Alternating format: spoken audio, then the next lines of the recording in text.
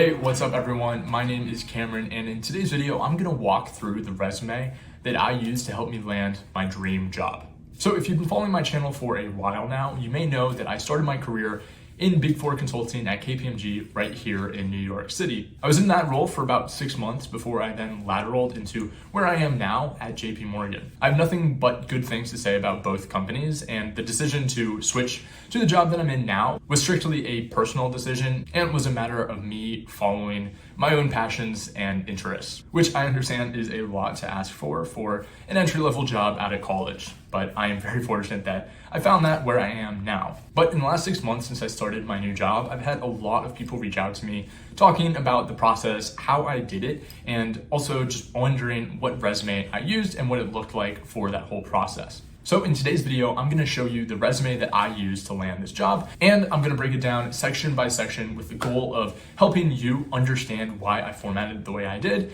and maybe give you some inspiration for how to craft your own resume. Make sure to stick around to the end of the video because that's when I'll be telling you how you can get access to this resume template and start using it to apply for jobs. So with that said, let's get into the resume.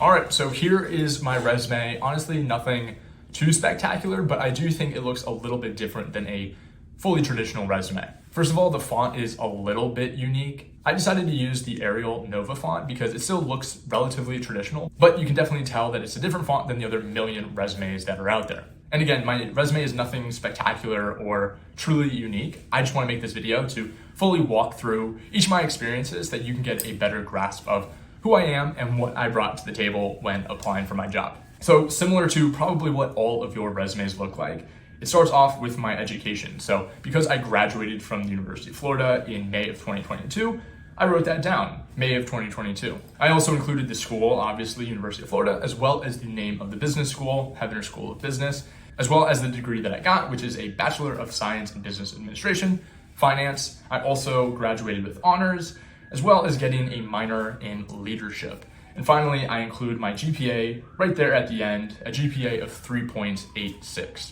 And again, extremely standard. I think this is exactly what any resume template you look up would have, and I think it's all very important to have. I wouldn't recommend changing this one bit. Now from education, I go straight into my professional experience. And I just really like this format because it allows you to see the company as well as the role. I've seen a lot of resumes that might just say the role and then it's not super clear where the company is, or vice versa. And so with this, it's very clear KPMG LLP is right there at the top, and then the role that I was at KPMG is right there below it. So the role is definitely kind of a mouthful, but I was an advisory associate in the Financial Services Risk and Compliance Group on the banking team.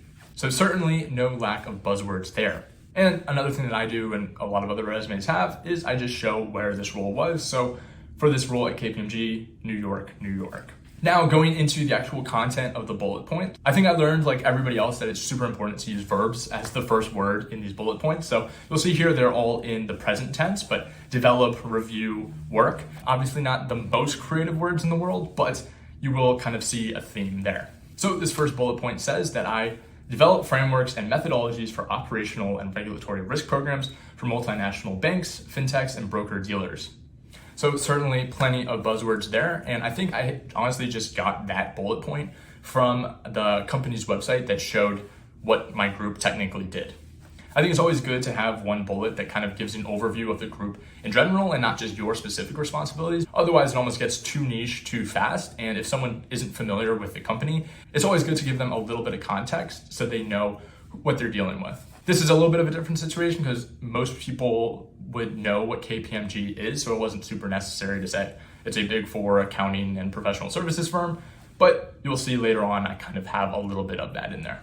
So the next bullet point is review clients' processes and controls against leading practice and industry frameworks, identify gaps in design and execution, and communicate issues and recommendations to engagement leads and client management. So this bullet point I came up with myself, and this actually is true. This is stuff that I did on the job at KPMG. Obviously, it is still plenty of consulting buzzwords, but if you read between the lines, you can see that what was I doing? I was reviewing internal controls, so super exciting stuff. identifying gaps in the design, which is kind of the same thing, and I'm communicating those issues with engagement leads, so that's my managers, as well as client management, so that's the person from the client who we were delivering those results to. Then finally, the last bullet is work with an international and cross-functional team to execute controlled testing for customer commitments and deliver insights about internal risk. So this is kind of the same as the last bullet point. Honestly, I think I just needed one more thing to make it look even. But the emphasis with this bullet point was on how I have experience working with an international and cross-functional team. So at KPMG, I was doing a lot of work with our support team in India. So, not just managing them and their time, but leading the calls with them, talking through what their responsibilities were. And that was just a really important skill. So I really wanted to make sure that I called that out, that I had that experience, although I was still at the start of my career. Now, moving into the next section, this resume actually is the first time I ever put YouTube on my resume. For the longest time in college, and when I was applying for this role at KPMG, I did not have my YouTube channel on my resume. But when I was applying for this role at JP Morgan, I finally felt that I had enough credibility and that people knew what YouTube was, enough for me to put it in my resume without people thinking I was, Jake Paul. So you can see here, YouTube, right below it, content creator, so that would be my role. And from here, again, it is still in the present tense because October 2018 to present, I am still in the role. What do? I produce videos that help students and young professionals become the best version of themselves professionally, academically, and financially. So that, again, gives that context on a very holistic level of what the channel's goal is, and it sets the tone for what is to come. From there, I conduct research into topics including, but not limited to, fintech, DeFi, personal finance, productivity, entrepreneurship, learning, and ed tech. So this supports, again, that idea that I'm not just doing prank videos and that my videos are educational and then therefore are relevant to a job application. And this last bullet point is just an opportunity for me to flex. Amassed 8,600 plus subscribers and 2 million monetized views, and partnered with global companies like Dell Technologies and The Morning Brew to generate 5-figure annual revenue across all media-related income streams. So that is kind of that last aspect of credibility. I think the fact that I say some companies that I had worked with, as well as the views and the revenue I had generated, really gives me credibility. Not just credibility that, okay, the videos are relatively educational, but the fact that I get paid for this shows that, it's well worth my time, and especially well worth to include on the resume. People can kind of read between the lines, understand that a lot of business skills are developed through working on and building a YouTube channel. And honestly, in every single interview I had, the YouTube channel was brought up because it was on the resume. That was a nice feeling because it meant they were bringing it up and not me, because I always feel a little bit strange bringing it up randomly. So if someone asks me about the YouTube channel, I'd love to go in depth, but I always want to give them the opportunity to do it before I just dive into it. Because I do like to think I'm a very unique and qualified candidate outside of just the YouTube channel, and I like to think of that YouTube as just a major bonus. So anyway, that is the YouTube part. Now with Level Up Ventures, this is just some experience that I've had here in New York that is pretty different, but just gave me a little bit of exposure to a different industry, which is venture capital. So again, here I just say, utilize experience and connections from YouTube, the NYC tech space, and social media to scout startups in the fintech, creator economy, future of work, and apparel industries for potential investment by Level Up, which is an industry agnostic VC firm investing in great teams with market validation. So this consolidates a lot of information into just 2 lines of text. It not only explains what Level Up Ventures is, but my role in it, as well as how I actually add value to it. Now, finally, going into my internship experience, this is the first time you will notice that I use past tense. So Regions Bank, that is the company. Below it, Summer Analyst, Treasury Group, that was my role. And what did I do? I prepared analysis on liquidity and credit risk frameworks and created a model that monitors the liquid levels of the bank's $17+ billion of cash. I created financial dashboards within Power BI software to visualize complex liquidity data patterns within the bank's $147+ billion balance sheet. Coded macros using Visual Basic for application, language that optimized the efficiency of the monthly liquidity stress testing procedure by 3%. And finally, I researched and created analysis on pure bank loan and borrowing activity that was used in a liquidity stress testing update presentation to the United States Federal Reserve. So obviously those were some long-winded sentences with tons of buzzwords, but the one major takeaway I want you to have from this section is how I utilize quantitative information. So for example, in the first bullet point, I mentioned the bank's $17+ billion of cash. The second bullet mentions the 147 plus billion dollar balance sheet. And finally, I also include the percentage that I increased efficiency, which honestly is a little bit of a made up number, but it's a way to quantify it nonetheless. This is another theme that you will see throughout the rest of the resume, is that I try to include ways to quantify what I did as much as I can. So with that said, the next internship is Pelican Bay Capital Management. I was a summer research analyst. What did I do? I researched, drafted, and presented stock valuation reports to the portfolio manager on numerous publicly traded companies in the retail industry for potential investment by the firms around $50 million assets under management. I created and implemented stock screeners for use in the firm's Phoenix hedge fund, which realized a 47% quarter 2 2020 gain.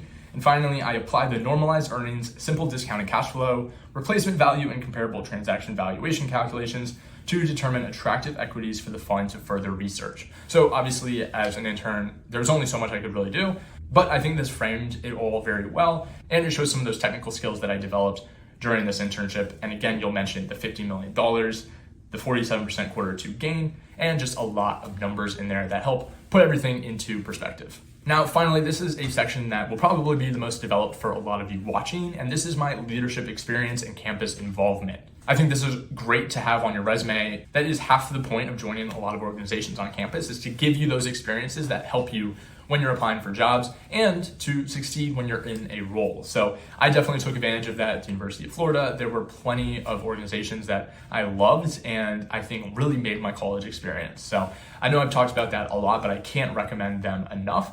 But with that, the first organization that I mentioned is probably the one I was most involved in, or at least required the most out of me. It's also the one that's probably the most impressive on the resume, and that is Business College Council. So again, same format, I showed the dates, where it was, Gainesville, Florida, and finally my role, Vice President of Finance. So what do? I provide financial guidance and resources for over 30 student organizations within the Warrington College of Business, serving 5,000 plus students. I prepare and coordinate with the school and vendors various events hosting thousands of students and employers. And finally, I seek and obtain financial support from corporate sponsors at numerous Fortune 500 companies. So if you have a very keen eye, you'll realize these are all still in present tense. That might just be user error on my end in pulling up a version of this resume before I truly updated it. But it's important to mention that when I was actually applying for this role, this definitely all should have been past tense, because this is when I was still on campus, and that was about 6 months before I was applying for this role. That's why it's so important to always look at the tense, because I know it's one of those small things, but if you say you have great attention to detail and then you have something like that on your resume, sometimes it indicates otherwise. So always be careful with that. Then moving down, another position that I had that honestly I just thought looked really good was my role in student government. I was the Executive Secretary of Finance and Fees. And what did I do there? I informed president about student fees so that policies could be made to ensure students are receiving the most from their tuition dollars.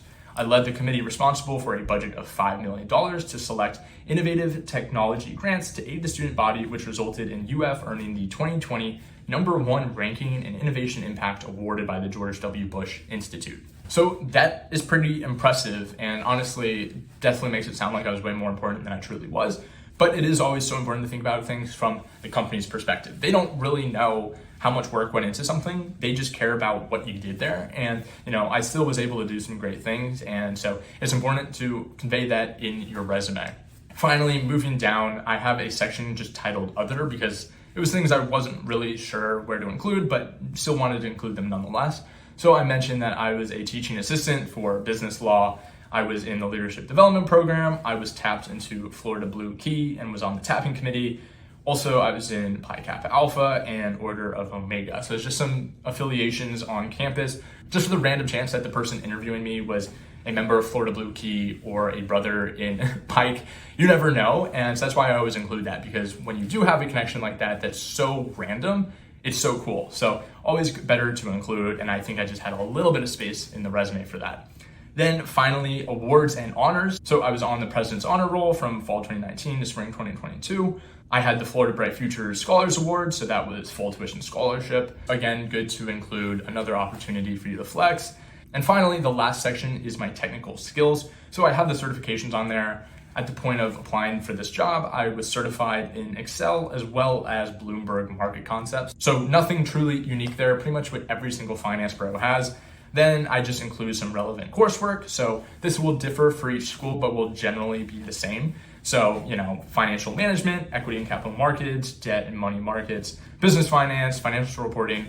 I don't need to say the rest, you guys get the gist, but I think it is good to include this just because if your school is somewhat differentiated like UF, our finance program focused more on accounting. So I wanted to showcase that I had taken not just financial and managerial accounting, but 2 upper level accounting courses. So I think that definitely, is a good thing to have on there. And it just kind of completes and wraps everything up, showcases those technical skills, and presents the point that you're not just someone who has great social skills and is super involved on campus, but you also are pretty smart as well. And with that wraps up the whole resume. I know this was a longer video, but I wanted to just give you a very comprehensive look at what resume I use to apply and get the role that I'm in now. If you yourself want to get access to a template of this resume, DM me on Instagram at Galbraith, and I will send over the resume template for you there to use however you see fit. And with that said, as always, if you have any questions at all, feel free to reach out to me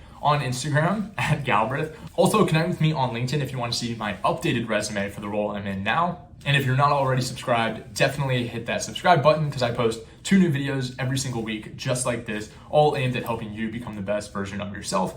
And with all of that said, thank you so much for watching. I'll see you in the next video. Peace.